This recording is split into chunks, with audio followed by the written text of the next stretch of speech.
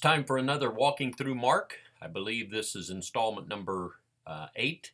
And let me give you the passage location so you can open, if you will, to Mark 5. We'll begin in verse 1 there in just a moment. And while I'm giving you just a second there to find it, let me just say thank you so much to those who have commented on these series of lessons. I appreciate it. Thank you so much.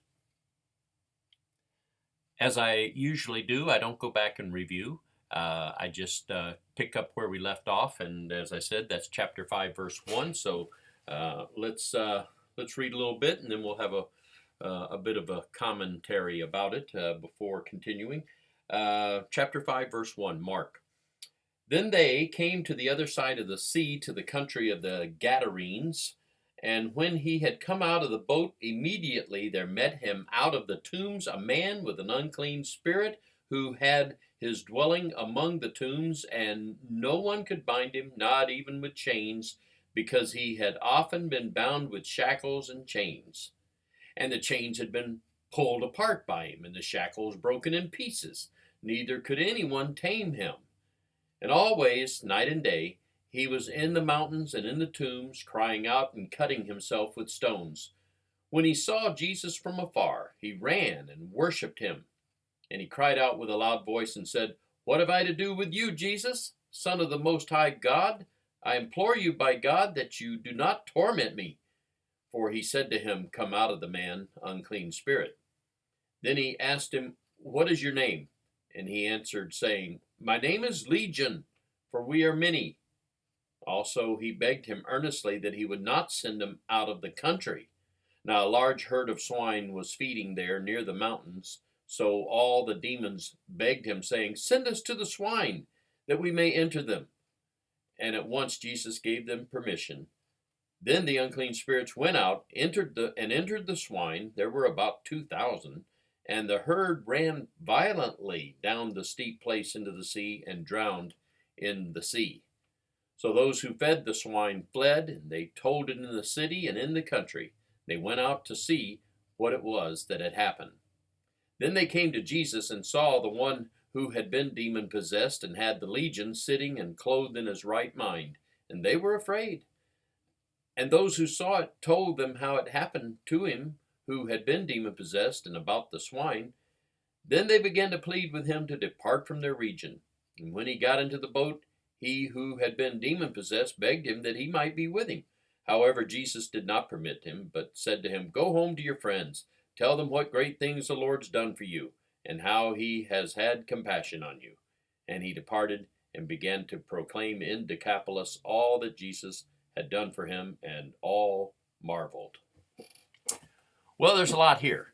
And since this is a walking through Mark, we're not stopping and examining all the trees, but we're trying to get the forest rather than the trees kind of approach or a picture of the study of Mark. And so I won't tarry long on this, but let me pull out a couple, 3 thoughts that just come to mind before resuming our reading. This is over in an area on the other side of the Sea of Galilee. It's called the country of the Gadarenes in the New King James Version.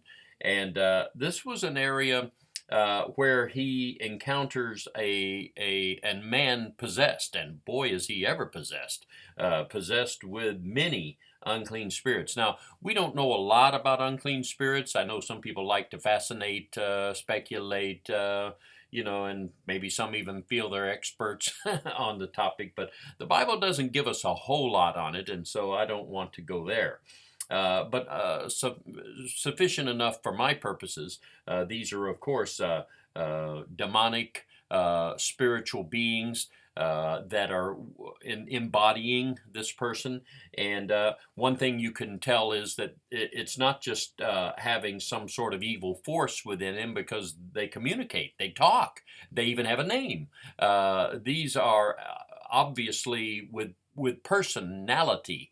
It's not just a personification of evil, but it actually is with name and with communication skills and a being, or in this case, many unclean spirits within this man. And look at the result. Look at what they have caused this man to go through. It has caused him to basically be like an animal. It's interesting that Mark, who writes this, says that nobody could tame him. It's almost as if he's a wild animal. They tried to chain him and shackle him and tame him, and it was futile. Nobody could do anything about it. Now, just stop a minute. This is what the devil does to people. This is how Satan's work ends up, we might say, or at least can end up. Um, this is not good. This is nothing at all commendable. This is, though, a physical, outward evidence of what evil is like, or what it can be like on the inside of a man, as you see here, driving him, we'd say, crazy. Another thought that I have about this is when the man and the unclean spirits in the man see Jesus coming, they see him coming from afar. It's not because they're pressed into an encounter and they have to admit something. They, from afar, it says, see him. That's in verse number 6 if you're trying to find it. And they see him from afar, and they run to him to worship him. What? These unclean spirits, with such force and power within the man, cause his body, you might say, to take them running to the man to worship him. Amazing. You might say, no, that means the man was worshiping. Well, I don't know what kind of voice it sounded like when they were talking, but it's them within him that are communicating, for they right away say things like, we know who you are. We know where you come from. You're the Son of God. These people know, I say people, these persons, these unclean spirits or demons, if you want to call them that, have awareness or knowledge of Jesus prior to him being there. In other words, they know, they see him from afar. They run to him. They worship him. They know who he is already, we'd say. Where human beings, like the apostles and disciples, they come to eventually realize that Jesus is the Son of God. They come to believe that. These people, these persons, they already know that. Anyway, one more thing, and then I say one more. As I continue talking, I may think of something more, but I think this will be the last point. Notice how they're desperate. Notice how the unclean spirits are beseeching him, begging him. They know they can't do anything to stop him from whatever he wills to do to them. So it's almost as if they are, please, you're not going to send us out. Please don't send us. In another place, I think it talks about sometimes demons go into the abyss or the pit and that kind of thing. And they're so fretful. Why are they worried about that? Why are they worried about being told, get out of the man and go somewhere else? Well, something in their knowledge or awareness of things is very desperate to avoid that. That's something they fear, so it's as if they are trying to seize on anything as a way to get out of or get around that happening. And so they see swine. I say they see it. They're seeing it or aware of it there. And a lot of pigs, we'd say, or hogs, swine, are nearby. In fact, we're even told a number. Mark says about 2,000 of them. And so this is not 5 or 10 in a pen somewhere. These are thousands of pigs, 2,000. But they got to get his permission. Anybody that thinks good and evil are on a same plane, that there's the good side and the bad side, there's the light and the darkness, that they're both comparable in power and strength, and that's a mistaken notion some people have. Here we find the power of evil and darkness is at the mercy of whatever God or Jesus does or does not wish to do. So they're in a sense. The Bible says he begs. I'm not trying to make this more so than it is stated. It says they were begging him, please send us into the pigs. And finally, I say finally, eventually, I don't know how long it took, but it wasn't long, he okayed it. I cannot help but think that Jesus knew what would happen in the pigs once unclean spirits entered them, but whether he did or didn't, and it didn't last long, their embodiment of pigs because they soon became floating corpses or pig bodies in the sea because it drove them insane, we'd say, and the mad pigs all ran over a cliff into the Sea of Galilee and drowned. Oh, it's amazing. What amazing story. You know, I did say I'd have maybe one more thing, and not that I was aware of it when I said that, but I do now have one more thing I want to mention. And that is, notice the reaction of people to this. They're fearful also with regard to what's happened here. When they see the changed person, they see him in his right mind. They see, obviously, the power of God, I would hope. You would hope that they would see God must be behind this and not just some miracle worker named Jesus of Nazareth. And they want him to leave. They want him to get out of there. I have often thought that maybe if they had anything to do with the pig owners, maybe they knew that this is cutting into our pocketbooks. Of course, from a Jewish standpoint, what are they doing in the business of pigs anyway? Pork, as everybody famously is aware, that's a no-no. That's an unkosher food. You can't eat pork. Of course, there's lots of other foods too, but that's one that everybody seems to know. If you're Jewish, you can't eat pork. So maybe it's doing more than just cutting into their pocketbook. It's other things too going on, and so that's quite interesting to me to see people's reaction to what took place. Okay, let's read a little bit more. I spent quite a bit of time on that one, and I won't spend maybe quite as much on the next one. Now, when Jesus had crossed over again, this is verse 21. And when Jesus had crossed over again by boat to the other side, a great multitude gathered to him, and he was by the sea. And behold, one of the rulers of the synagogue came, Jairus by name. And when he saw him, he fell at his feet and begged him earnestly, saying, "My little daughter lies at the point of death. Come and lay your hands on her, that she may be healed, and she will live." So Jesus went with him, and a great multitude followed him and thronged him. Now a certain woman had a flow of blood for 12 years and had suffered many things from many physicians. She had spent all she had and was no better, but rather grew worse. When she heard about Jesus, she came behind him in the crowd and touched his garment. For she said, "If only I may touch his clothes, I shall be made well." Immediately the fountain of her blood was dried up, and she felt in her body that she was healed of the affliction. And Jesus, immediately knowing in himself that power had gone out of him, turned around in the crowd and said, "Who touched my clothes?" But his disciples said to him, "You see the multitude thronging you, and you say, 'Who touched me?'" And he looked around to see her who had done this thing. But the woman, fearing and trembling, knowing what had happened to her, came and fell down before him and told him the whole truth. And he said to her, "Daughter, your faith has made you well. Go in peace and be healed of your affliction." While he was still speaking, some came from the ruler of the synagogue's house who said, "Your daughter's dead. Why trouble the teacher any further?" As soon as Jesus heard the word that was spoken, he said to the ruler of the synagogue, "Do not be afraid, only believe." And he permitted no one to follow him except Peter, James, and John, the brother of James. Then he came to the house of the ruler of the synagogue and saw a tumult and those who wept and wailed loudly. When he came in, he said to them, "Why make this commotion and weep? The child's not dead, but sleeping." And they ridiculed him. But when he put them all outside, he took the father and the mother of the child and those who were with him and entered where the child was lying. Then he took the child by the hand and said to her, "Talitha cumi," which is translated, "Little girl, I say to you, arise." Immediately the girl arose and walked, for she was 12 years of age. And they were overcome with great amazement. But he commanded them strictly that no one should know it, and said that something should be given her to eat. There's actually two stories here, two miracles.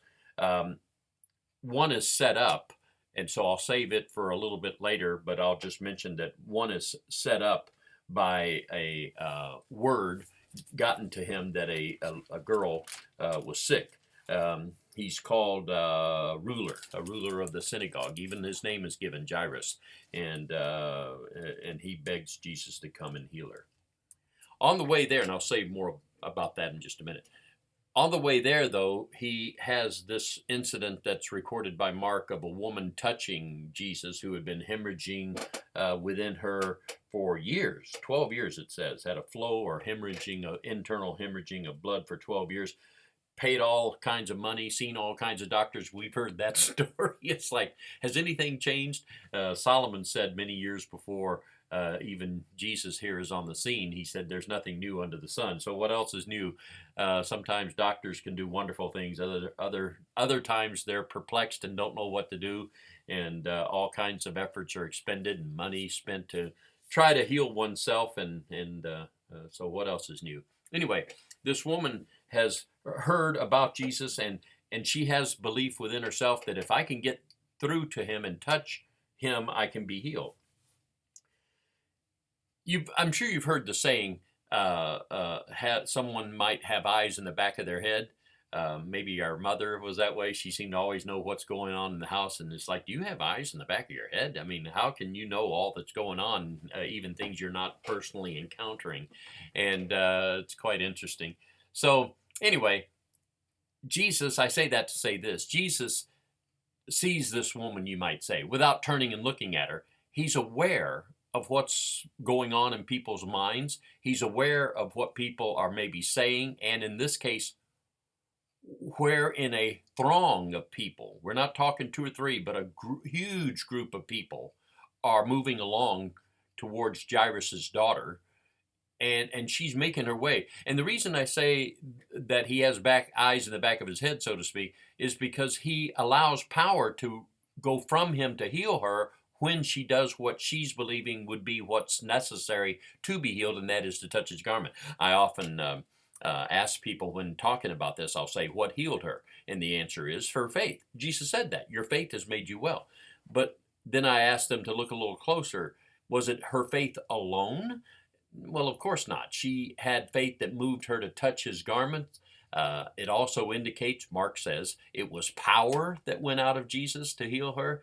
But the faith is seen as the conduit, the connection. It's that which God wanted, or Jesus, God, wanted to use in this case to accomplish the miracle. And back to the point I was getting at a moment ago, lots and lots and lots of people around to where they ridicule or laugh at him somewhat when he says, who touched me? Like, who touched you? I mean, there's jostling going on with all kinds of people moving around here and there, and you're asking, who touched me? But he was very much aware of this woman making her way through the crowd, we'd say, or through the group to get close enough to touch him, then maybe falling back from the crowd, from being right close to him. And it's just amazing. In dealing with Jesus Christ, we're dealing with such an amazing character. Anyway, she's healed of that, and her blood hemorrhaging stops immediately. And finally, before we finish for today, let me comment briefly on the healing of the little girl. When he gets to the place where the little girl is ill or sick to be healed, it's she's already passed.